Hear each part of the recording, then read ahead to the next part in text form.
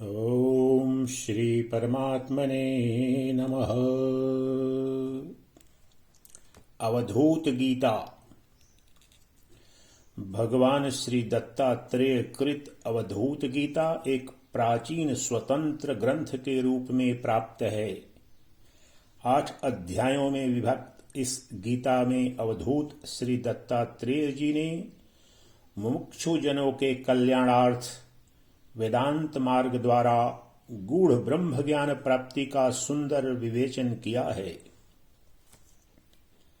इसमें आत्मा का निरूपण, निर्द्वंद्व भाव कथन, जीव ब्रह्म की एकता, प्रणव का स्वरूप, वेदांत के महावाक्यों पर विचार, ब्रह्म की सर्वव्यापकता, मन की लोलुपता से निवृत्ति का उपाय, विषय भोग की निंदा एवं उसके त्याग का उपाय इत्यादि अनेक परमोपयोगी उपदेश गुम्फित हैं।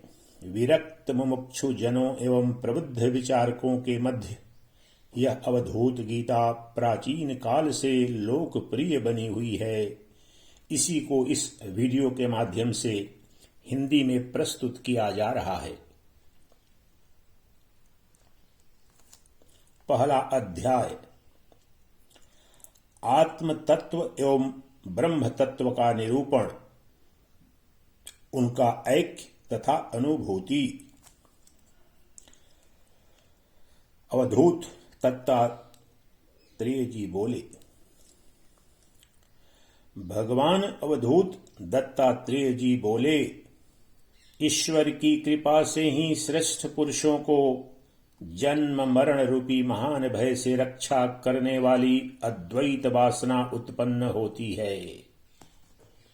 जिस आत्मा के द्वारा निश्चय ही अपने में यह संपूर्ण जगत परिव्याप्त हो रहा है, उस निराकार आत्म तत्व की वंदना मैं किस प्रकार करूं, क्योंकि वह जीव से अभिन्न कल्याण स्वरूप शिव तथा अविनाशी है।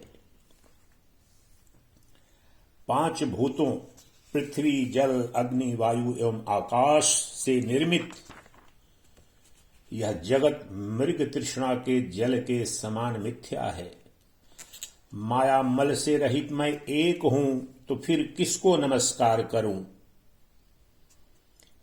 संपूर्ण ब्रह्मांड में सब कुछ एकमात्र आत्मा ही है।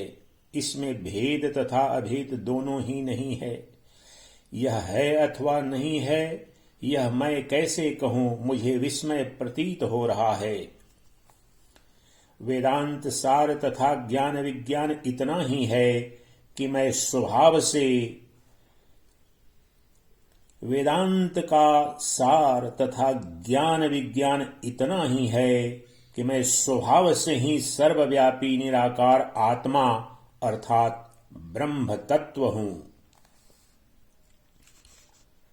जो सर्वरूप परमात्मा हैं, वे निश्चय ही अखंड आकाश तुल्य स्वभाव से निर्मल तथा शुद्ध हैं। मैं वही चेतन ब्रह्म हूं, इसमें संदेह नहीं है। मैं निश्चय ही नाश रहित अनंत तथा शुद्ध विज्ञान स्वरूप हूं। मैं नहीं जानता कि यह सुख दुख किसी को भी किस प्रकार हो सकता है। कोई भी मानसिक कर्म मेरे लिए शुभ अथवा अशुभ नहीं है। कायिक कर्म मेरे लिए शुभ अथवा अशुभ नहीं है और वाचिक कर्म मेरे लिए शुभ अथवा अशुभ नहीं है। मैं तो ज्ञानामृत शुद्ध तथा इंद्रियातीत हूं। मन आकाश के आकार वाला है। मन की गति सभी ओर है। मन सबसे परे है और मन ही सब कुछ है, किंतु परमार्थ की दृष्टि से मन कुछ भी नहीं है। मैं एक हूं और यह दृश्यमान सर्वरूप भी मैं ही हूं। मैं आकाश से भी अतीत हूं तथा असीम हूं। मैं इस आत्मा को प्रत्यक्ष अथवा अप्रत्यक्ष किस प्रकार देखूं। वस्तुतः तुम एक ही हो ऐसा क्यों नहीं समझते। संपूर्ण शरीरों में तुम आत्मा रूप से एक समान व्याप्त हो।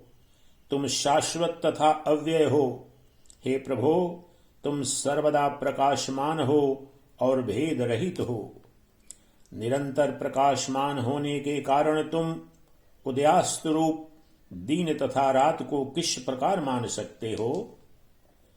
हे वत्स, आत्मा स्वयं को सर्वदा सर्वत्र एक तथा अनंत जानो। मैं ध्यान करने वाला हूं तथा अन्य कोई ध्यान का विषय है। यदि तुम ऐसा कहते हो तो फिर उस भेद रहित आत्मा को भेद युक्त कैसे किया जा सकता है? हे शिष्य, वास्तव में तुम न तो उत्पन्न होते हो और न मरते ही हो, न तो यह देह ही कभी तुम्हारा है। संपूर्ण जगत ब्रह्म ही है, ऐसा प्रसिद्ध है और श्रुति भी अनेक प्रकार से ऐसा ही कहती है। हे शिष्य, संपूर्ण प्राणियों के बाहर तथा भीतर रहने वाला कल्याण स्वरूप सर्वत्र सभी कालों में विद्यमान जो चेतन तत्व है वह तुम ही हो। अतः उसकी प्राप्ति के लिए भ्रमित होकर तुम व्यर्थ ही पिशाच की भांति इधर उधर क्यों दौड़ते हो? संयोग तथा वियोग न तुम्हारे में है और न तो मुझ में ही है। वस्तुतः न तुम हो न मैं हूं और न तो यह जगत ही है, केवल आत्मा ही सब कुछ है। शब्द आदि अर्थात शब्द, स्पर्श, रूप, रस, गंध 5 विषयों के साथ तुम्हारा संबंध नहीं है और तुम्हारे साथ इनका भी संबंध नहीं है। तुम ही परम तत्व हो, अतः तुम क्यों संतप्त होते हो?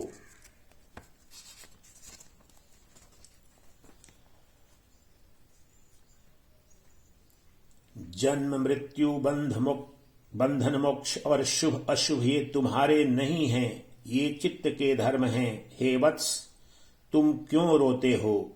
ये नाम तथा रूप तुम्हारे भी नहीं है और मेरे भी नहीं है। हे चित्त, तुम भ्रमित होकर पिशाच की भांति क्यों दौड़ रहे हो? तुम आत्मा को भेद रहित देखो और राग का त्याग करके सुखी हो जाओ।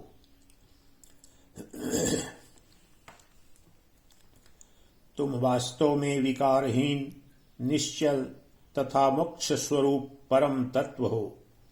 तुम्हें राग अथवा विराग भी नहीं है, तब तुम विषय भोगों की कामना से संतप्त क्यों होते हो? सभी श्रुतियां परम तत्व को निर्गुण, शुद्ध, नाश रहित, शरीर रहित और सब में समरूप कहती हैं। उसे ही तुम आत्म स्वरूप जानो, इसमें संदेह नहीं है। साकार को मिथ्या जानो और निराकार को शाश्वत समझो।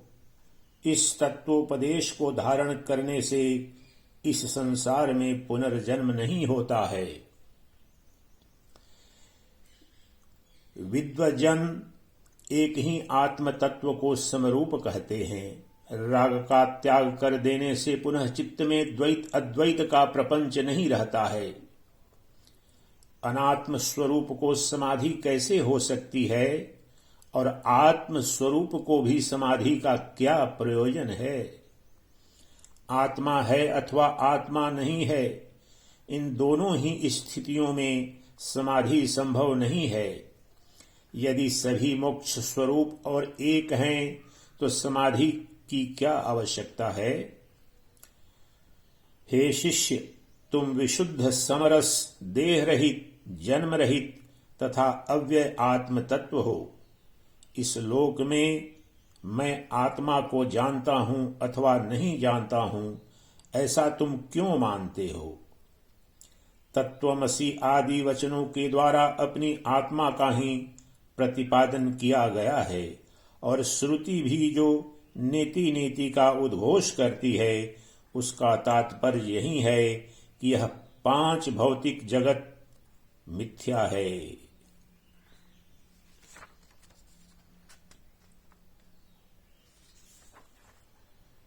तुम्हारे द्वारा सब कुछ आत्मा में निरंतर आत्मा से ही पूर्ण हो रहा है। ध्यान करने वाले तथा ध्यान की तुम्हें आवश्यकता ही नहीं है, तो फिर यह लज्जा रहित चित्त ध्यान कैसे करता है? मैं कल्याण स्वरूप ब्रह्म को नहीं जानता हूं, तो उसका वर्णन कैसे कर सकता हूं? मैं उसे नहीं जानता हूं, तो उसका भजन कैसे कर सकता हूं? मैं ही कल्याण स्वरूप, परमार्थ स्वरूप, सम स्वरूप और आकाश तुल्य ब्रह्म हूं, तो भजन आदि की क्या आवश्यकता है? मैं महत आदि तत्व नहीं हूं और साम्यावस्था रूप प्रकृति तत्व भी नहीं हूं। मैं कल्पना तथा हेतु से रहित हूं और ग्राह्य ग्राहक भाव से निर्मुक्त हूं। ऐसी स्थिति में स्व संवेद्यता भी कैसे संभव है? कोई भी वस्तु अनंत रूप नहीं है और कोई भी वस्तु तत्व स्वरूप नहीं है। वस्तुतः आत्मा ही एक रूप परम तत्व के रूप में अधिष्ठित है। अद्वैत भाव की स्थिति में न कोई हिंसक है और न अहिंसा की ही भावना रहती है। तुम विशुद्ध हो, देह रहित, जन्म रहित, अव्यय तथा समरस तत्व हो। आत्मा के विषय में तुम्हें भ्रांति क्यों है? तुम कैसे कह सकते हो कि मैं भ्रांति युक्त हूं?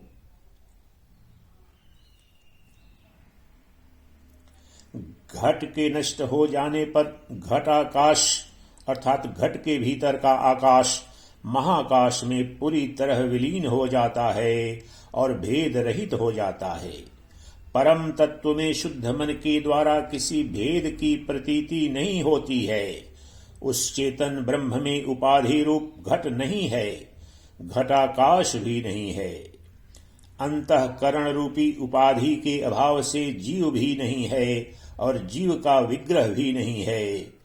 अतः ज्ञेय ज्ञाता के भेद से रहित एकमात्र उस पर ब्रह्म को भली भांति जानो।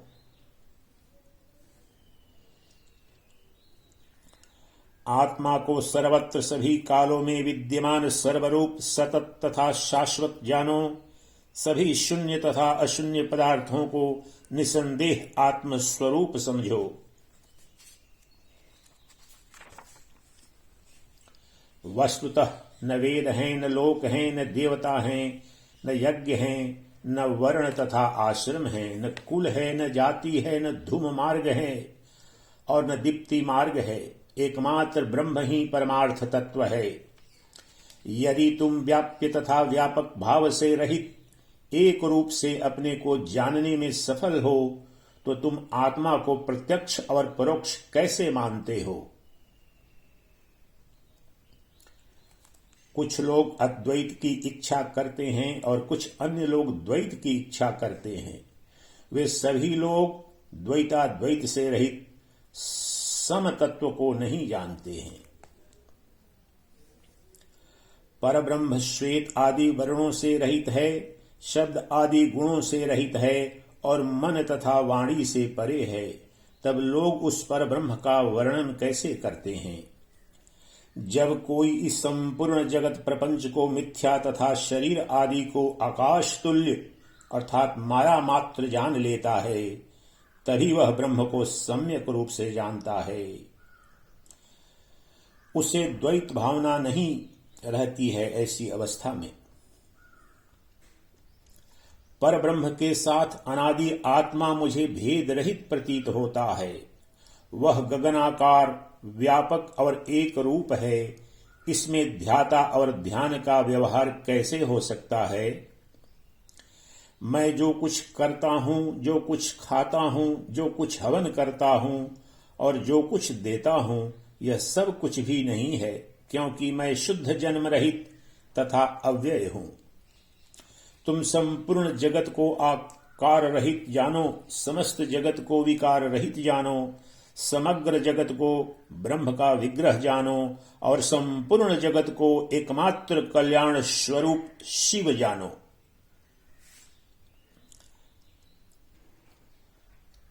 तुम वही परम तत्व हो, इसमें संदेह नहीं है। तब तुम यह क्यों सोचते हो कि मैं आत्मा को जानता हूं अथवा नहीं जानता हूं? जो आत्मा किसी से भी न जानने योग्य है, उसे अपने से जानने योग्य कैसे मानते हो? हे तात, अंधकार तथा प्रकाश एक साथ विद्यमान नहीं रह सकते, अतः ब्रह्म में माया तथा अमाया कैसे साथ रह सकती है? यह संपूर्ण दृश्यमान जगत आकाश रूप है। माया मल से रहित वह पर ब्रह्म तुम ही हो। मैं आदि मध्य और अंत से रहित हूं। मैं कभी भी बद्ध नहीं हूं। मैं स्वभाव से निर्मल और शुद्ध हूं, ऐसी मेरी निश्चित बुद्धि है। महत आदि तत्वों से बना यह संपूर्ण जगत मुझको कुछ भी भाषित नहीं होता है। यह सब केवल ब्रह्म ही है। वर्ण तथा आश्रमों की पृथक स्थिति कैसे सिद्ध हो सकती है?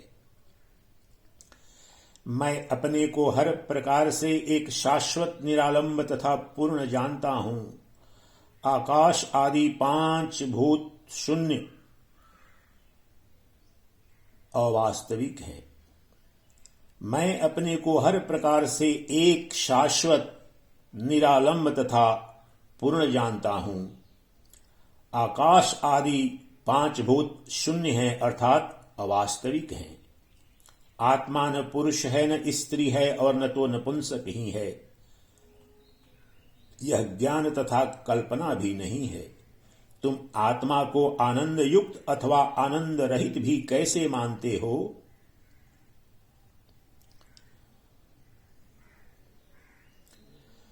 षडंग योग से भी आत्मा शुद्ध नहीं होता। मन का नाश होने से भी यह शुद्ध नहीं होता, और गुरु के उपदेश से भी यह शुद्ध नहीं होता। आत्मा तो परम तत्व है और स्वयं शुद्ध ही है। आत्मा 5 भूतों से निर्मित देह नहीं है, और यह देह रहित भी नहीं है। वस्तुतः संपूर्ण जगत प्रपंच आत्मा ही है। आत्मा से भिन्न कुछ भी नहीं है। तब 3 अवस्थाएं, अर्थात जागृत, स्वप्न, सुषुप्ति तथा तुरीयावस्था, ये कैसे हो सकती हैं? मैं आत्मस्वरूप हूं, इसलिए बद्ध नहीं हूं। मैं मुक्त भी नहीं हूं और ब्रह्म से पृथक नहीं हूं। मैं न तो करता हूं न भोगता हूं। मैं तो व्याप्य तथा व्यापक भाव से रहित हूं। जिस प्रकार जल में डाला गया जल समरूप अर्थात जल के रूप में ही हो जाता है, उसी प्रकार प्रकृति तथा पुरुष भी मुझे अभिन्न रूप ही प्रतीत होते हैं। यदि ऐसी बात है कि तुम मुक्त नहीं हो, तो तुम कभी बद्ध भी नहीं हो। फिर तुम आत्मा को साकार अथवा निराकार किस प्रकार मानते हो? मैं तुम्हारे परम रूप को जानता हूं, जो प्रत्यक्ष तथा आकाश तुल्य व्यापक है। साथ ही तुम्हारे अपर रूप को भी जानता हूं, जो मृग तृष्णा के जल के समान है। मेरे लिए न कोई गुरु है, न उपदेश है, न उपाधि है, और न तो क्रिया ही है। तुम मुझे देह रहित तथा आकाश तुल्य व्यापक जानो। मैं स्वभाव से ही पूर्णतया शुद्ध हूं।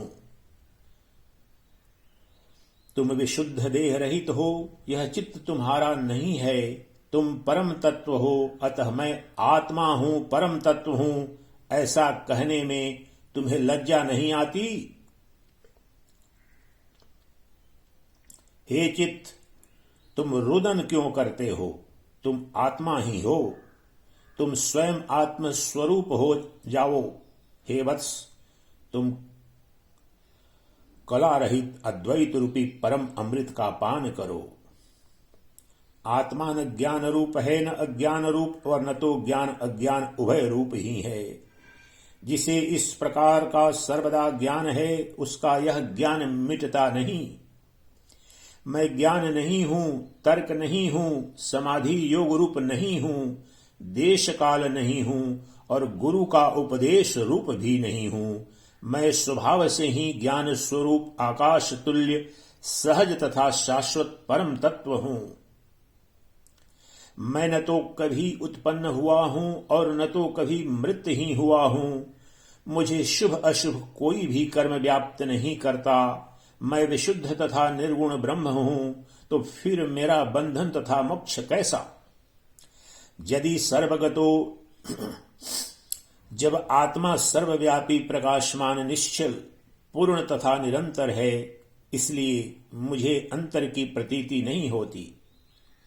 वह आत्म तत्व बाहर या भीतर कैसे कहा जा सकता है? पर ब्रह्म में ही संपूर्ण जगत अखंडित तथा सतत रूप से स्फुरित हो रहा है। आश्चर्य है कि माया मोह और द्वैत अद्वैत की कल्पना ये सब भी उसी में स्फुरित हो रहे हैं। स्थूल तथा सूक्ष्म जो भी संपूर्ण जगत दृश्यमान है, वह नहीं है ऐसा श्रुति कहती है। भेद अभेद से रहित तथा कल्याण स्वरूप एकमात्र आत्म तत्व ही सर्वदा विद्यमान है। तुम्हारी न तो माता है, न कोई पिता है, न बंधु है, न पत्नी है, न पुत्र है, न मित्र है, न पक्षपाती है और विपक्षपाती भी नहीं है। तब तुम्हारे चित्त में यह संताप कैसा? हे तात, तुम्हारे सदा प्रकाशमान चेतन स्वरूप में उदय तथा अस्त होने वाले दिन तथा रात नहीं हैं।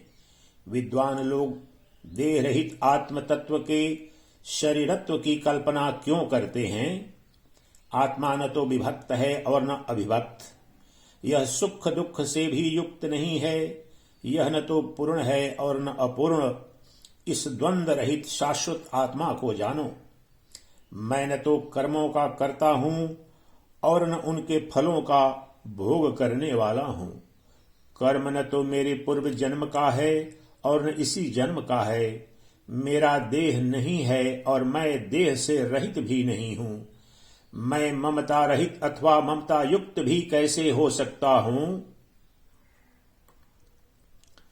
राग आदि दोष मेरे नहीं हैं और देह आदि से संबंधित दुख भी मेरे नहीं हैं। मुझको एक रूप विराट तथा आकाश तुल्य आत्मा जानो। हे मित्र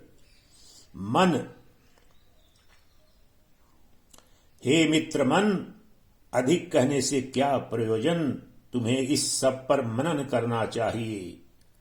जो सारभूत है उसे मैंने तुमको बता दिया कि तुम वास्तव में परम तत्व हो और आकाश तुल्य व्यापक हो। योगी जन जिस किसी भी भाव से तथा जहां कहीं भी मृत्यु को प्राप्त होने पर उसी पर ब्रह्म में वैसे ही विलीन हो जाते हैं जैसे घट के टूट जाने पर घटाकाश महाकाश में विलीन हो जाता है। तीर्थ में अथवा चंडाल के घर में अचेतावस्था में भी देह का त्याग करता हुआ योगी तत्क्षण मुक्त होकर व्यापक ब्रह्म स्वरूप हो जाता है। योगी जन धर्म अर्थ काम तथा मोक्ष को तथा द्विपद आदि जंगम प्राणियों और वृक्ष पर्वत आदि अस्थावर पदार्थों को मृग तृष्णा के जल के समान मिथ्या मानते हैं। मैं भूत भविष्य तथा वर्तमान काल के कर्मों को न तो करता हूं और न इनके फल का भोग ही करता हूं। इस प्रकार की मेरी दृढ़ बुद्धि है।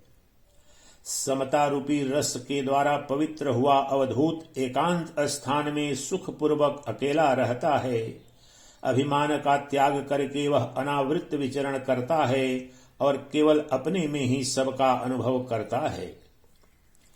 जिस जीवन मुक्तता की दशा में जागृत, स्वप्न, सुषुप्ति और तुरीय ये अवस्थाएं नहीं रह जाती हैं, उस दशा में वह केवल अपने आत्मा में ब्रह्मानंद को प्राप्त होता है। जिस अवस्था में धर्म अधर्म का भाव नहीं रहता, उस अवस्था में बद्ध और मुक्त का भाव कैसे रह सकता है? आत्मरस में मग्न तथा ध्यान के द्वारा पवित्र हुआ जीवन मुक्त अवधूत कोई मंत्र नहीं प्राप्त करता है और न तो किसी छंद रूपी तंत्र को ही प्राप्त करता है। उस पर ब्रह्म को प्राप्त हुए अवधूत ने ही इस गीता का कथन किया है। संपूर्ण जगत शून्य रूप है और अशून्य रूप भी है। पर ब्रह्म में न तो सत्य विद्यमान है और न असत्य। अवधूत ने अपने अनुभव से तथा शास्त्र ज्ञान के अनुसार इसका वर्णन किया है। प्रथम अध्याय समाप्त। दूसरा अध्याय गुणों की ग्राहकता, ब्रह्म का स्वरूप, ब्रह्मानुभूति वर्णन, परम ज्ञान प्रदाता गुरु की प्रशंसा तथा आत्म तत्व की विलक्षणता दूसरे अध्याय में वर्णित है।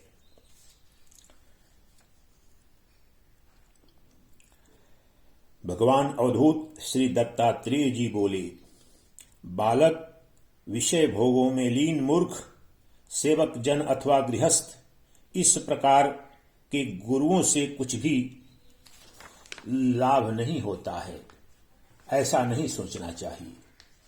उनके भी अंदर निहित गुणों का ग्रहण अवश्य कर लेना चाहिए। अपवित्र स्थान में भी पड़े हुए रत्न को कोई भी मनुष्य कैसे त्याग सकता है? किसी भी गुरु में काव्य गुण अर्थात वाक्पटुता पर विचार नहीं करना चाहिए। गुणवान से केवल सार वस्तु को ग्रहण कर लेना चाहिए। क्या पृथ्वी लोक में सिंदूर के चित्रों से रहित और सौंदर्य से शून्य नौका पार जाने की इच्छा वाले लोगों को पार नहीं करती है क्या?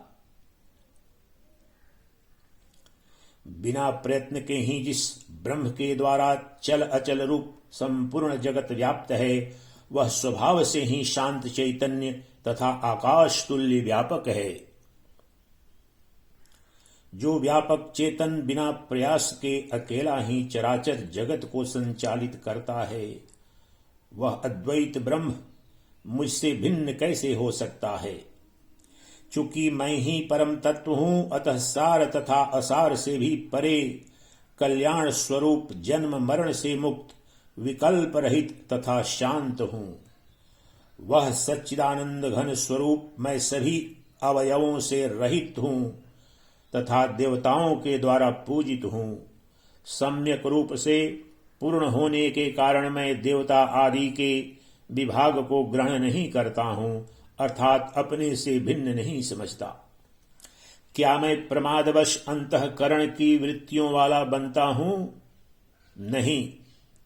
निसंदेह वृत्तियां तो मुझ में वैसे ही स्वतः उत्पन्न होती हैं और पुनः विलीन हो जाती हैं, जैसे बुलबुले जल में सहज उत्पन्न होते हैं और उसी में विलीन हो जाते हैं। जिस प्रकार मृदु द्रव्यों में मृदुता, तीक्ष्ण द्रव्यों में तीक्ष्णता, गुड़ आदि मधुर द्रव्यों में मधुरता तथा कटु द्रव्यों में कटुत्व और जल में शीतलता तथा मृदुत्व अपने अपने पदार्थों में अभेद रूप से विद्यमान रहते हैं, उसी प्रकार महत अहंकार आदि तत्वों से लेकर स्थूल महाभूत पर्यंत सबका अपने कारणों में लय करके जो संपूर्ण तत्वों को कारणभूत प्रकृति है, वह भी पुरुष में विलीन हो जाती है। अतः प्रकृति तथा पुरुष मुझे भेद रहित प्रतीत होते हैं। वह चैतन्य ब्रह्म संपूर्ण संज्ञाओं से रहित है, सूक्ष्म से भी सूक्ष्म, अति श्रेष्ठ, मन बुद्धि तथा इंद्रियों से अतीत, निष्कलंक तथा जगत नियंता है। जिसका इस प्रकार का स्वाभाविक स्वरूप है, उसमें मैं और तुम का भेद कैसे संभव है? और फिर उसमें चराचर जगत भी कैसे संभव है? गगनोपमम, जिसे गगन की उपमा वाला कहा गया है, वास्तव में वही गगन के तुल्य विराट है। वह चैतन्य दोष रहित सर्वज्ञ तथा पूर्ण है। वह चेतन ब्रह्म पृथ्वी पर नहीं चलता, वायु उसे ले नहीं जा सकता, जल उसे ढक नहीं सकता और अग्नि उसे जला नहीं सकता। उस चेतन ब्रह्म के द्वारा आकाश पूर्ण रूप से व्याप्त है। वह किसी के भी द्वारा व्याप्त नहीं है। वह बाहर भीतर सर्वत्र विराजमान है, व्यवधान से रहित है तथा असीम है। योगियों के द्वारा जिस चेतन ब्रह्म का आश्रयण करना बताया गया है, उस ब्रह्म के सूक्ष्म अदृश्य तथा निर्गुण होने के कारण उसका आश्रयण क्रमशः होना चाहिए। जब साधक निरंतर अभ्यासरत रहते हुए निरालंब हो जाता है और अंतःकरण के गुण दोषों से रहित हो जाता है, तब उसके चित्त का लय हो जाने से वह भी ब्रह्म में लीन हो जाता है। भयानक तथा अज्ञान एवं भ्रम प्रदान करने वाले विश्वरूपी सांसारिक विषयों के विनाश के लिए यह ज्ञान अमोघ तथा सहज अमृत रूप है। निराकार को भावगम्य, साकार को दृष्टि का विषय और जो भाव अभाव से रहित है उसे अंतराल कहा जाता है। बाह्य अर्थात दृश्यमान स्थूल पदार्थों को विश्व कहा जाता है और भीतर विद्यमान तत्व को प्रकृति कहा जाता है। नारिकेल फल के भीतर स्थित जल की भांति उस सूक्ष्म प्रकृति के भीतर विद्यमान अति सूक्ष्म वह ब्रह्म ही जानने योग्य है। बाह्य जगत प्रपंच में स्थित ज्ञान भ्रांति ज्ञान है और भीतर स्थित ज्ञान यथार्थ ज्ञान है। नारिकेल के फल के भीतर स्थित जल की भांति मध्य से भी मध्यतर अर्थात अति सूक्ष्म ब्रह्म ही वस्तुतः जानने योग्य है।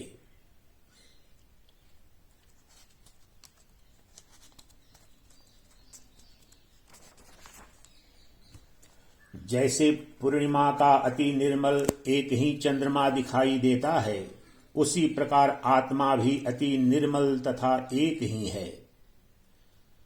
अतः आत्मा को उसी चंद्रमा के समान एक रूप देखना चाहिए।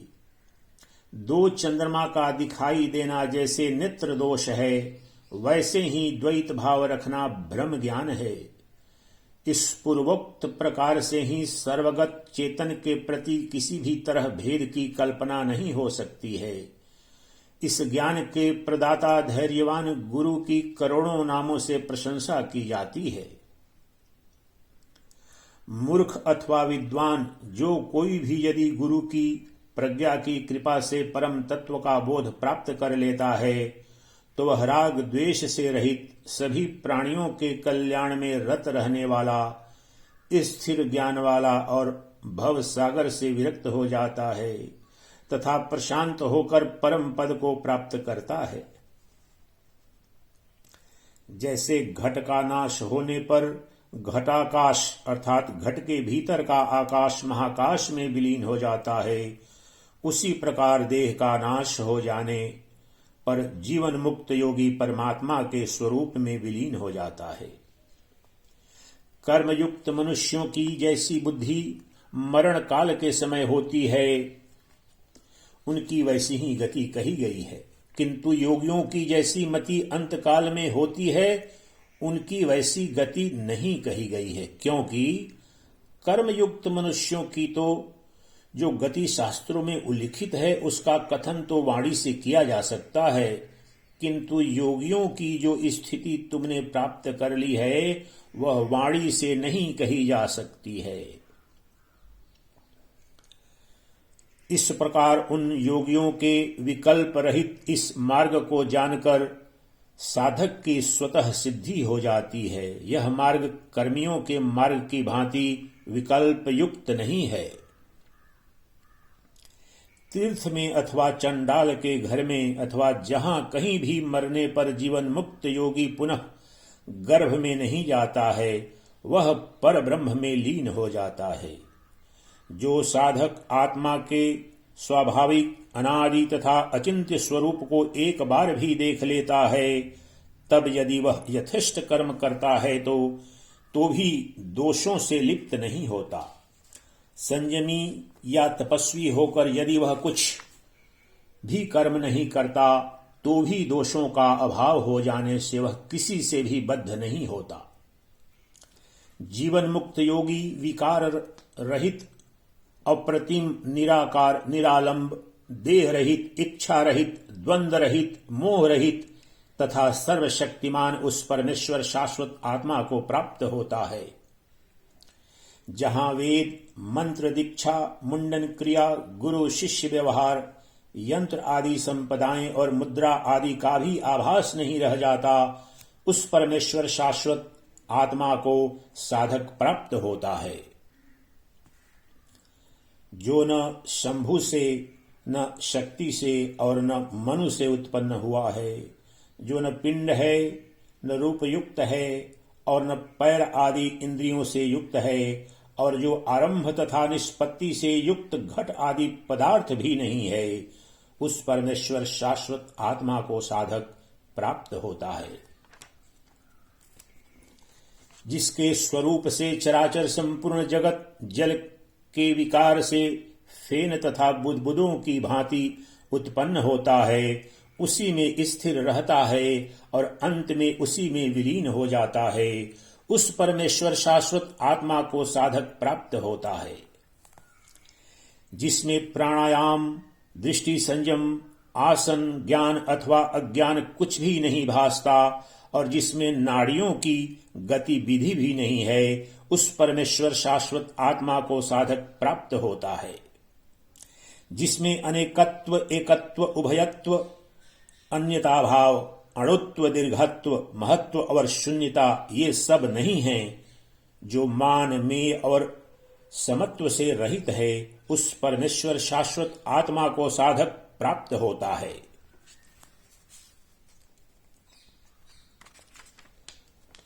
यानी साधक सम्यक संयम करने वाला हो अथवा संयम करने वाला न हो, संग्रह करने वाला हो अथवा संग्रह करने वाला न हो, कर्म रहित हो या कर्म युक्त हो, वह उस परमेश्वर शाश्वत आत्मा को प्राप्त होता है।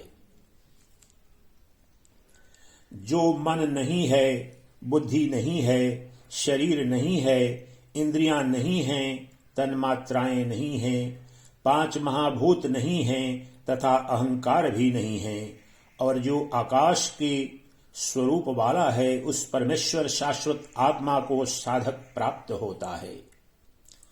योगी के परमात्मा भाव को प्राप्त तथा भेद रहित चित्त में विधि तथा निषेध का विचार नहीं रहता है। उनके लिए पवित्रता और अपवित्रता का भी भाव नहीं रहता। उनमें विशिष्ट पहचान बनाने की भावना नहीं रहती। उनके लिए सब कुछ विधेय अथवा निषिद्ध हो जाता है। मन और वाणी भी जिस चेतन आत्मा का वर्णन करने में समर्थ नहीं है, वहां शिष्य के लिए गुरु की उपदेशता कैसे गम्य हो सकती है। चेतन आत्मा का वर्णन करने वाले और उस आत्मा में जुड़े हुए गुरु को निश्चय ही वह आत्म तत्व समरूप से प्रकाशमान रहता है। द्वितीय अध्याय समाप्त। अवधूत गीता का 3रा अध्याय। आत्म तत्व के ज्ञान रूपी अमृतत्व, समरसत्व एवं आकाश सदृश व्यापकत्व का विवेचन, आत्मबोध तथा त्यागाभिमान के भी त्याग की प्रेरणा। भगवान अवधूत श्री दत्तात्रेय जी बोले, जिस चेतन आत्मा में सगुण तथा निर्गुण का कुछ भी भेद नहीं है, जो आसक्ति तथा विरक्ति से विहीन है, निर्मल है, प्रपंच रहित है, गुण तथा विगुण से रहित है, व्यापक है, विश्वरूप है, आकाश तुल्य व्यापक है और कल्याण स्वरूप है, उस भेद रहित परमात्मा की वंदना मैं कैसे करूं।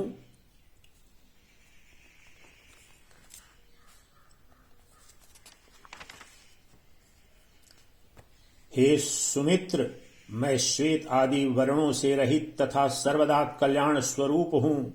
मैं कार्य हूँ अथवा कारण हूँ, यह श्रेष्ठ है अथवा कल्याण स्वरूप है, इस प्रकार के विकल्प से रहित हूँ और मैं पूर्ण परमात्म स्वरूप हूँ।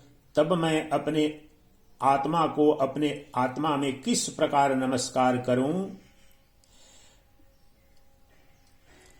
मैं अजन्मा और कारण रहित होता हुआ सदा विद्यमान हूँ। निर्धूम और मल रहित मैं बिना दीपक के स्वप्रकाशित होकर सदा विद्यमान हूँ। मैं ज्ञान रूपी अमृत हूँ, समरस हूँ और आकाश के समान व्यापक हूँ।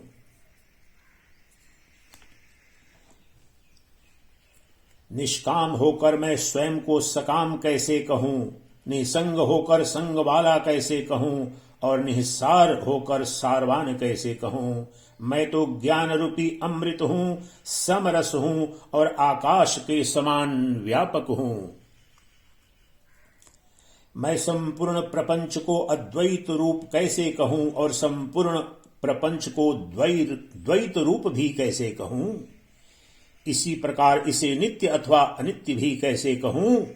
मैं ज्ञान रूपी अमृत हूं, समरस हूं तथा आकाश के समान व्यापक हूं।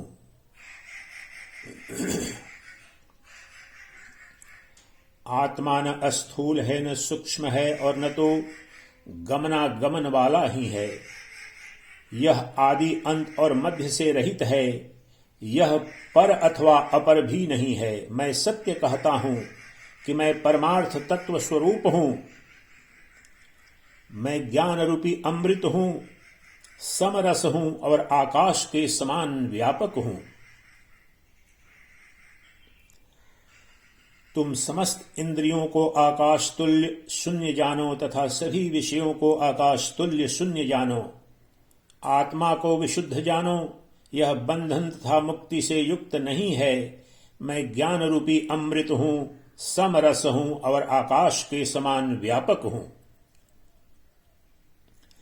हे तात, मैं दुर्बोध हूं किंतु अति कठिनता से जाना जाने वाला भी नहीं हूं। मैं दुर्लक्ष्य हूं किंतु कठिनाई से दिखाई देने वाला भी नहीं हूं। मैं अति समीप हूं और अपने को छिपाता नहीं हूं। मैं तो ज्ञान रूपी अमृत हूं, समरस हूं तथा आकाश के समान व्यापक हूं।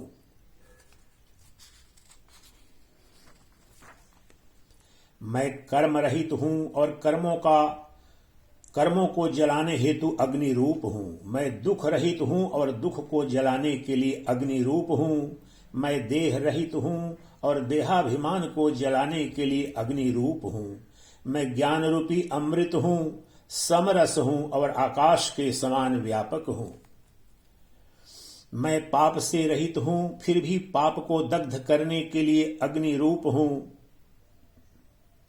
मैं धर्म रहित हूं, फिर भी धर्म का दाह करने हेतु अग्नि रूप हूं। और मैं बंधन रहित हूं, फिर भी बंधन को जलाने के लिए अग्नि रूप हूं। मैं ज्ञान रूपी अमृत हूं, समरस हूं और आकाश के समान व्यापक हूं। हे वत्स, मैं भाव रहित होकर भी भाव रहित नहीं हूं। मैं योग रहित होकर भी योग रहित नहीं हूं और चित्त से रहित होकर भी चित्त रहित नहीं हूं। अर्थात मैं इनसे युक्त भी और इनसे रहित भी हूं। हे वत्स, मैं ज्ञान रूपी अमृत हूं, समरस हूं और आकाश के समान व्यापक हूं। मोह शून्य अथवा मोह युक्त इस प्रकार का विकल्प मुझ में नहीं है। शोक रहित अथवा शोक युक्त इस प्रकार का भी विकल्प मुझ में नहीं है। और लोभ रहित अथवा लोभ युक्त इस प्रकार का भी विकल्प मुझ में नहीं है। मैं ज्ञान रूपी अमृत हूं, समरस हूं और आकाश के समान व्यापक हूं। संसार रूपी प्रवाह की निरंतरता मुझ में कभी नहीं है। संतोष रूपी प्रवाह का सुख भी मुझ में कभी नहीं है। और यह अज्ञान बंधन मुझ में किंचित भी नहीं है। मैं ज्ञान रूपी अमृत हूं, समरस हूं और आकाश के समान व्यापक हूं। संसार रूपी प्रवाह का रजोगुण मुझे विकृत नहीं करता। संसार परंपरा का तम अर्थात अज्ञान भी मुझे विकृत नहीं करता और अपने धर्म का जनक सत्वगुण भी मुझे प्रभावित नहीं करता। मैं ज्ञान रूपी अमृत हूं, समरस हूं और आकाश के समान व्यापक हूं। संताप तथा दुख को उत्पन्न करने वाली जो विधि है वह मेरे लिए कभी नहीं है। संताप के संबंध में उत्पन्न जो संकल्प रूप मन है वह भी मेरा कभी नहीं है और जो यह अहंकार है वह भी मुझ में कभी नहीं है। मैं ज्ञान रूपी अमृत हूं, समरस हूं और आकाश के समान व्यापक हूं। मैं कंप रहित और कंपयुक्त दोनों का नाश रूप नहीं हूं। मैं विकल्प तथा कल्प रूप भी नहीं हूं। मैं स्वप्न और जागृत का नाश रूप भी नहीं हूं। मैं हित तथा अहित रूप भी नहीं हूं। मैं निस्सार तथा सार का नाश रूप नहीं हूं और मैं चर और अचर रूप भी नहीं हूं। मैं ज्ञान रूपी अमृत हूं, समरस हूं और आकाश के समान व्यापक हूं। यह आत्मस्वरूप चेतन ब्रह्म न ज्ञान का विषय है और न जानने वाला ही है। यह वाणी से अगम्य है, इसे न मन जान सकता है और न बुद्धि ही जान सकती है। इस प्रकार के आत्म तत्व का वर्णन मैं आपके समक्ष कैसे करूं? मैं ज्ञान रूपी अमृत हूं, समरस हूं और आकाश के समान व्यापक हूं। यह परम तत्व भेदाभेद से रहित और भीतर तथा बाहर के व्यवहार से शून्य है। पूर्व में यह कभी भी उत्पन्न नहीं हुआ। यह किसी भी पदार्थ से लिप्त नहीं है और यह कोई वस्तु भी नहीं है। आत्मस्वरूप में ज्ञान रूपी अमृत हूं, समरस हूं और आकाश के समान व्यापक हूं। मैं राग आदि दोषों से रहित आत्म तत्व हूं। मैं दैव आदि दोषों से रहित आत्म तत्व हूं और मैं सांसारिक दुख से रहित आत्म तत्व हूं। मैं ज्ञान रूपी अमृत हूं, समरस हूं और आकाश के समान व्यापक हूं। चेतन ब्रह्म में यदि तीन अवस्थाएं जागृत, स्वप्न, सुषुप्ति नहीं हैं तो चौथी अर्थात तुरीय अवस्था कैसे हो सकती है? यदि उनमें तीनों काल नहीं है तो दिशाएं कैसे हो सकती हैं? वह ब्रह्म शांत पद अति श्रेष्ठ तथा परमार्थ स्वरूप है। आत्म स्वरूप में ज्ञान रूपी अमृत हूं, समरस हूं तथा आकाश के समान व्यापक हूं। यह दीर्घ है और यह लघु है। इस प्रकार का भेद इसी लोक में है, मुझ में नहीं है। विस्तार और संकोचन ऐसा विभाग भी इस लोक में है, मुझ में नहीं है। और कोण तथा गोलाकार ऐसा विभाग भी इसी संसार में है, मुझ में नहीं है। मैं तो ज्ञान रूपी अमृत हूं, समरस हूं और आकाश के समान व्यापक हूं। मेरे माता पिता पुत्र आदि न तो कभी उत्पन्न हुए और न मृत्यु को ही प्राप्त हुए। मेरा मन कभी व्याकुलता से रहित तथा स्थिर भी नहीं है। एकमात्र यह आत्मा ही परमार्थ स्वरूप है। मैं ज्ञान रूपी अमृत हूं, समरस हूं तथा आकाश के समान व्यापक हूं।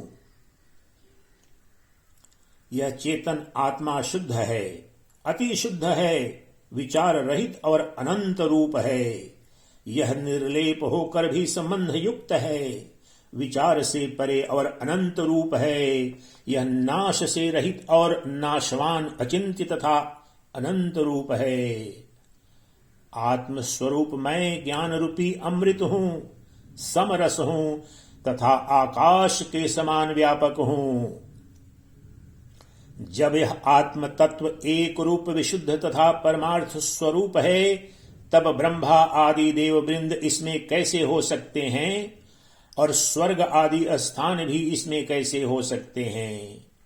मैं ज्ञान रूपी अमृत हूं, समरस हूं और आकाश के समान व्यापक हूं। यह आत्म तत्व नेति और इति से परे है, यह संपूर्ण और शेष से भी परे है तथा यह आकार और निराकार से भी परे है। इसे मैं कैसे अभिव्यक्त करूं? मैं ज्ञान रूपी अमृत हूं, समरस हूं और आकाश के समान व्यापक हूं। आत्मस्वरूप मैं कर्म से रहित होकर भी सदा महत् कर्म करता रहता हूं। मैं निसंग होकर भी परम लीला का आनंद लेता हूं। देह रहित और निराकार होकर मैं निरंतर विनोद का रस लेता हूं। मैं ज्ञान रूपी अमृत हूं, समरस हूं और आकाश के समान व्यापक हूं। माया प्रपंच की रचना मेरा विकार नहीं है, कुटिलता तथा दंभ की रचना भी मेरा विकार नहीं है और सत्य तथा मिथ्या की रचना भी मेरा विकार नहीं है। मैं ज्ञान रूपी अमृत हूं, समरस हूं और आकाश के समान व्यापक हूं। मैं संध्या मध्याह्न आदि कालों से रहित हूं, किसी के साथ मेरा वियोग नहीं है। मैं अंतःकरण के ज्ञान से रहित हूं, किंतु बधिर और मूक नहीं हूं। इस प्रकार मैं विकल्पों से रहित हूं, मुझ में भाव शुद्धि भी नहीं है। मैं ज्ञान रूपी अमृत हूं, समरस हूं तथा आकाश के समान व्यापक हूं। मैं स्वामी से रहित हूं और मैं भी किसी का स्वामी नहीं हूं। मैं व्याकुलता से रहित हूं, मैं चिंता से रहित हूं और चित्त से भी रहित हूं। मैं प्रशांत हूं, तुम मुझे सर्व से रहित तथा आकुलता रहित जानो। मैं ज्ञान रूपी अमृत हूं, समरस हूं और आकाश के समान व्यापक हूं। यह जगत निर्जन वनस्थली है, यह मैं कैसे कहूं? यह वास्तव में या इसमें संशय है, ऐसा भी मैं किस प्रकार कहूं? इसी प्रकार यह निरंतर सम है तथा निराकुल है, ऐसा भी मैं किस प्रकार कहूं? मैं ज्ञान रूपी अमृत हूं, समरस हूं तथा आकाश के समान व्यापक हूं। मुझे यह संसार निर्जीव और जीव सभी से सदा रहित ही प्रतीत होता है। निर्बीज और सबीज से सदा रहित प्रतीत होता है और निर्वाण तथा बंधन से भी सदा रहित प्रतीत होता है, क्योंकि यह माया मात्र है। मैं ज्ञान रूपी अमृत हूं, समरस हूं तथा आकाश के समान व्यापक हूं। यह परम तत्व मुझे निरंतर उत्पत्ति से रहित प्रतीत होता है। यह मुझे निरंतर नाश से रहित भी प्रतीत होता है और यह मुझे निरंतर संसार से रहित प्रतीत होता है। मैं ज्ञान रूपी अमृत हूं, समरस हूं और आकाश के समान व्यापक हूं। किंचित मात्र भी तुम्हारा नाम तथा रूप नहीं है। तुम्हारे भेद रहित स्वरूप में भेद उत्पन्न करने वाली कोई भी वस्तु नहीं है। तब हे निर्लज मन, तुम क्यों विषाद करते हो? ब्रह्म स्वरूप में ज्ञान रूपी अमृत हूं, समरस हूं और आकाश के समान व्यापक हूं। हे सखे, तुम क्यों रोते हो? तुम्हें न तो जरा और न तो मृत्यु ही व्याप्त कर सकती है। हे सखे, तुम क्यों रोते हो? तुम्हें तो जन्म का दुख भी नहीं हो सकता है। हे सखे, तुम क्यों रोते हो? तुम्हें कोई विकार नहीं हो सकता। मैं ज्ञान रूपी अमृत हूं, समरस हूं और आकाश के समान व्यापक हूं। हे सखे, तुम किस लिए रुदन करते हो? यह शरीर तुम्हारा वास्तविक स्वरूप नहीं है। हे सखे, तुम किस लिए रुदन करते हो? तुम्हारा रूप नष्ट होने वाला नहीं है। हे सखे, तुम किस लिए रुदन करते हो? आयु आदि भी तुम्हारे नहीं है। मैं ज्ञान रूपी अमृत हूं, समरस हूं और आकाश के समान व्यापक हूं। हे सखे, तुम किस लिए रुदन करते हो? आयु आदि तुम्हारे नहीं हैं। हे सखे, तुम किस लिए रुदन करते हो? मन आदि भी तुम्हारे नहीं हैं। हे सखे, तुम किस लिए रुदन करते हो? इंद्रियां भी तुम्हारी नहीं हैं। मैं ज्ञान रूपी अमृत हूं, समरस हूं और आकाश के समान व्यापक हूं।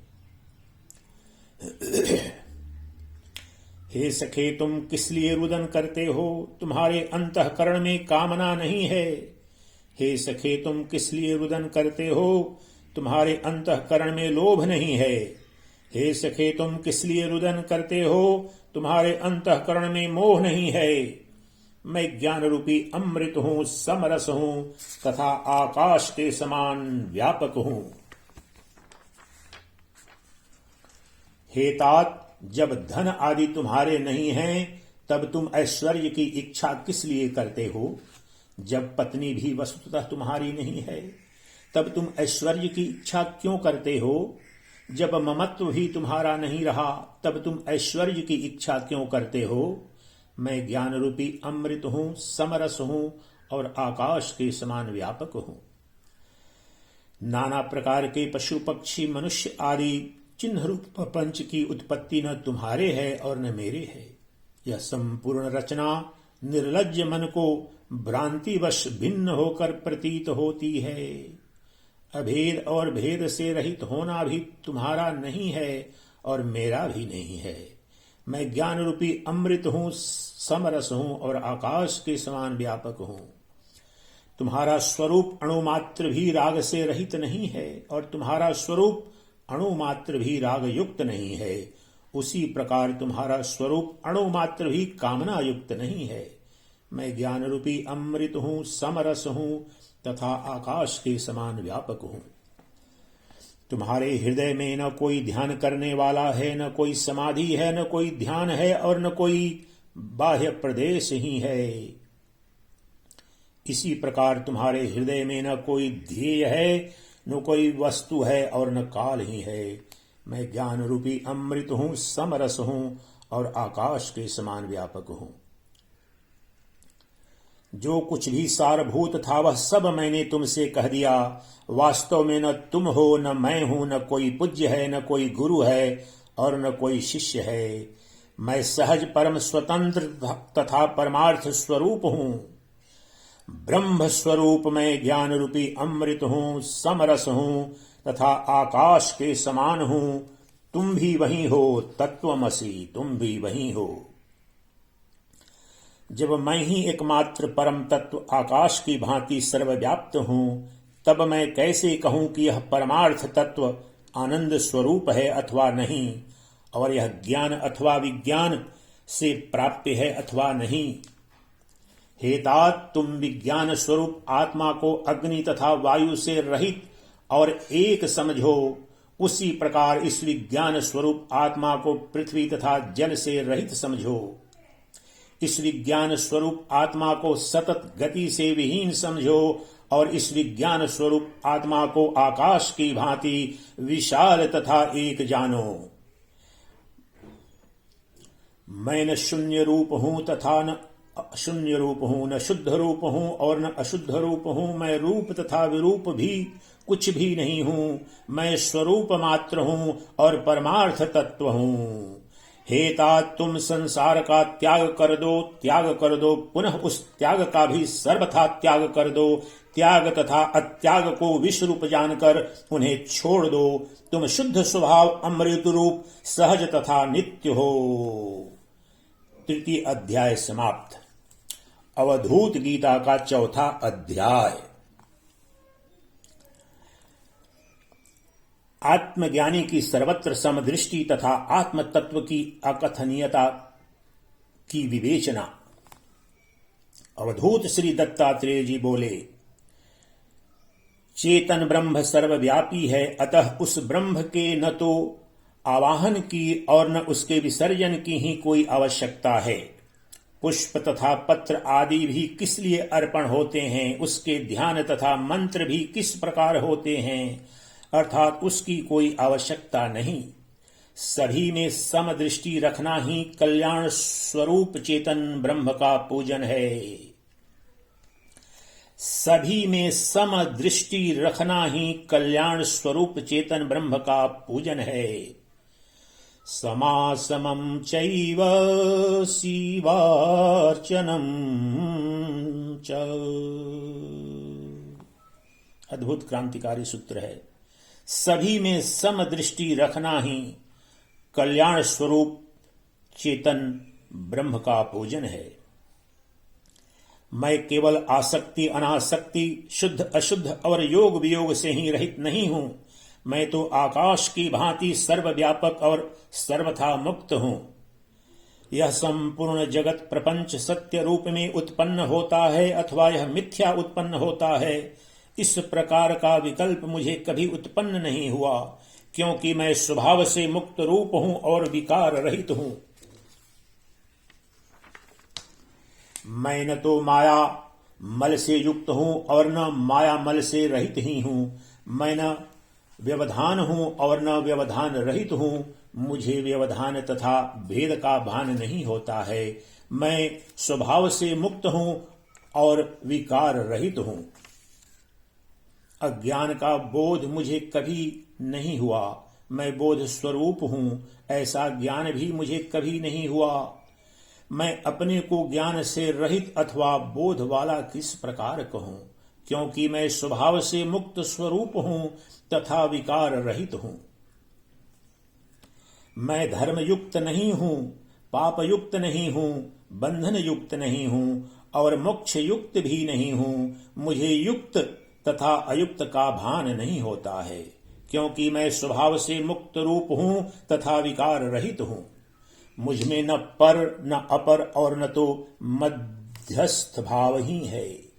मुझ में शत्रु तथा मित्र की भी भावना नहीं है। मैं किसी को अपना हितकर अथवा अहितकर भी कैसे कहूं, क्योंकि मैं स्वभाव से मुक्त स्वरूप तथा विकार रहित हूं।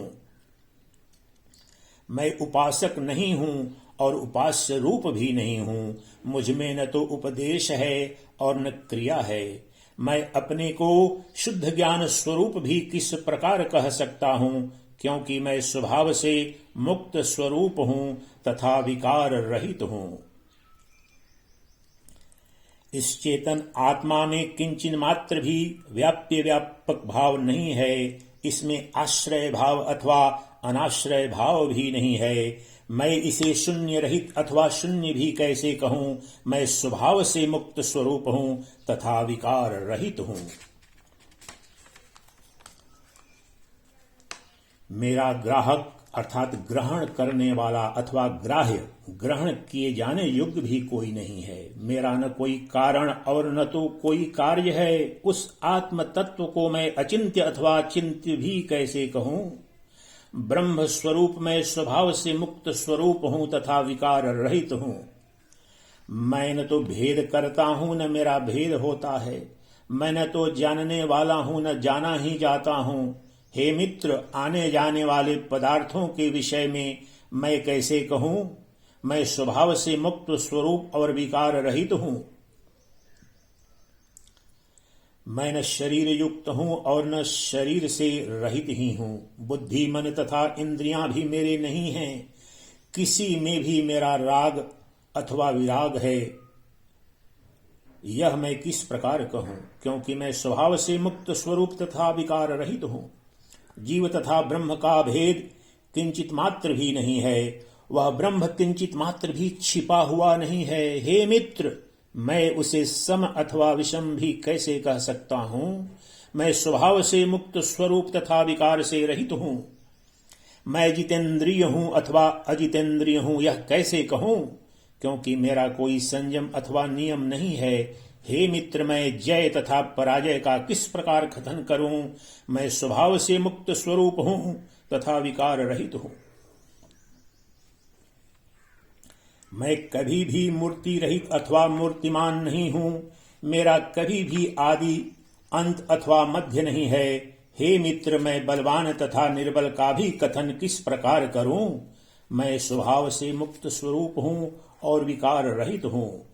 हे तात, मुझ में मरने का, न मरने का, विष का अथवा विष रहित का भाव कभी उत्पन्न नहीं होता है। मैं अशुद्ध अथवा शुद्ध का भी कथन कैसे करूं। मैं स्वभाव से मुक्त स्वरूप हूं तथा विकार रहित हूं।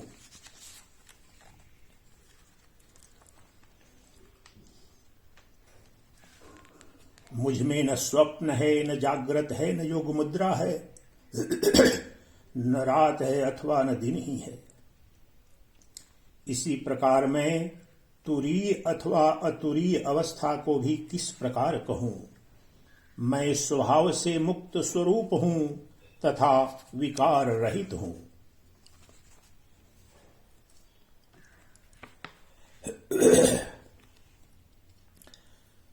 हे तात, तुम मुझको सब प्रकार सभी प्रपंचों से मुक्त जानो।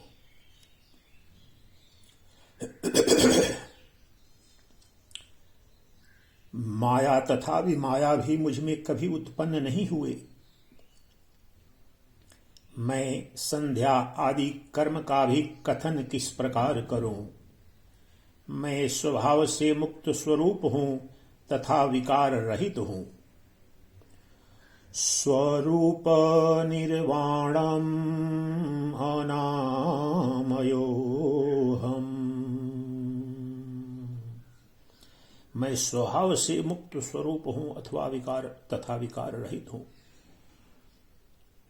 हेतात तुम मुझको संपूर्ण समाधि से युक्त जानो और मुझको लक्ष्य भाव तथा विलक्ष्य भाव से रहित जानो।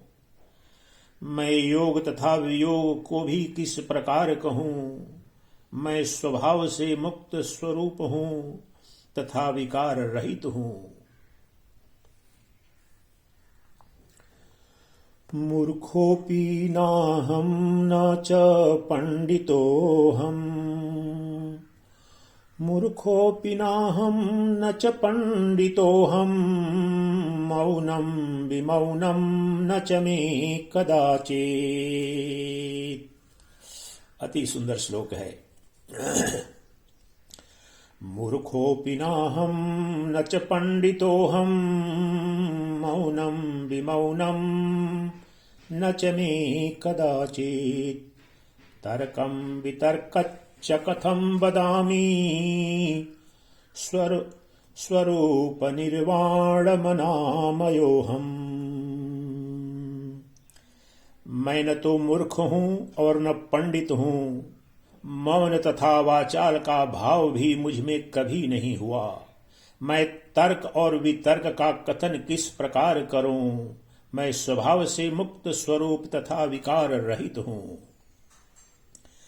पिता च माता च कुलं न जातिर्जन्मादि मृत्युर्न च मे कदाचित्। स्नेहं विमोहं च कथं वदामि। स्वरूपनिर्वाणमनामयोऽहम्। ब्रह्म स्वरूप मेरा न कोई पिता है, न माता है, न कुल है और न जाति है। मेरा जन्म आदि तथा मृत्यु कभी नहीं हुए। मैं स्नेह तथा वैराग्य का कथन किस प्रकार करूं। मैं स्वभाव से मुक्त स्वरूप हूं तथा विकार रहित हूं। मैं कभी भी लय भाव को प्राप्त नहीं होता हूं, अपितु सदा उदित रहता हूं। तेज अथवा निस्तेज कभी भी मुझ में नहीं होता। मैं संध्या आदि कर्म का कथन किस प्रकार करूं। मैं स्वभाव से मुक्त स्वरूप हूं तथा विकार रहित हूं। हेतात तुम मुझको निसंदेह व्याकुलता से रहित जानो। निश्चय ही मुझको शाश्वत जानो और निसंदेह मुझको मायामल से रहित जानो। मैं स्वभाव से मुक्त स्वरूप तथा विकार रहित हूं। ध्यानानि सर्वाणि परित्यजन्ति। शुभाशुभं कर्म परित्यजन्ति। त्यागामृतं तात पिबन्ति धीरा। स्वरूपनिर्वाणमनामयोऽहम्। स्वरूपनिर्वाणमनामयोऽहम्। हेतात आत्मज्ञानी धीर पुरुष सभी ध्यानों का त्याग कर देते हैं, सभी शुभाशुभ कर्मों को छोड़ देते हैं और इस प्रकार वे सर्व त्याग रूपी अमृत का पान करते हैं। मैं तो स्वभाव से मुक्त स्वरूप हूं और विकार रहित हूं। विन्दति विन्दति नहि नहि यत्र। छन्दो लक्षणं नहि नहि तत्र। समरसमग्नो भावितपूतः प्रलपति तत्त्वं परमवधूतः। प्रलपति तत्त्वं परमवधूतः। प्रलपति तत्त्वं परमवधूतः। परमवधूतः। पवित्रता से युक्त तथा एक रस आत्मानंद में मग्न परम अवधूत उस आत्मा में कुछ भी नहीं देखता है और वहां कुछ भी नहीं प्राप्त करता है, क्योंकि वह छंदादि लक्षण वस्तुतः नहीं है, वह अवधूत तो एकमात्र परम तत्व का ही कथन करता है। इति श्री दत्तात्रेय विरचित मायावधूत गीता आत्मसंदेशो। इस प्रकार से भगवान श्री दत्तात्रेय कृत अवधूत गीता का चतुर्थ अध्याय संपन्न हुआ। और जो बाकी 4 अध्याय हैं वो दूसरे खंड में अर्थात दूसरी वीडियो में के माध्यम से आपके समक्ष प्रस्तुत करेंगे। चिदानंद रूपः शिवोहम शिवोहम, चिदानंद रूपः शिवोहम शिवोहम, अकर्ताहम् अभोक्ताहम् अविकारोऽहमक्रियः, शुद्धबोधस्वरूपोऽहम् केवलोऽहम् सदाशिवः, केवलोऽहम् सदाशिवः, केवलोऽहम् सदाशिवः, नारायणोऽहम् नरकान्तकोऽहम्, पुरान्तकोऽहम् पुरुषोऽहमीशः, अखण्डबोधोऽहमशेषसाक्षी, निरीश्वरोऽहम् निरहम् च निर्ममः, अन्तर्ज्योतिर्बहिर्ज्योतिः प्रत्यक्ज्योतिः परात्परः, ज्योतिर्ज्योतिः स्वयं ज्योतिः, आत्मज्योतिः शिवोऽस्म्यहम्, आत्मज्योतिः शिवोऽस्म्यहम्, आत्मज्योतिः शिवोऽस्म्यहम्। चिदानन्दरूपः शिवोऽहम् शिवोऽहम्, चिदानन्दरूपः शिवोऽहम् शिवोऽहम्, चिदानन्दरूपः शिवोऽहम् शिवोऽहम्, चिदानन्दरूपः शिवोऽहम् शिवोऽहम्, चिदानन्दरूपः शिवोऽहम् शिवोऽहम्, चिदानन्दरूपः शिवोऽहम् शिवोऽहम्, चिदानन्दरूपः शिवोऽहम् शिवोऽहम्,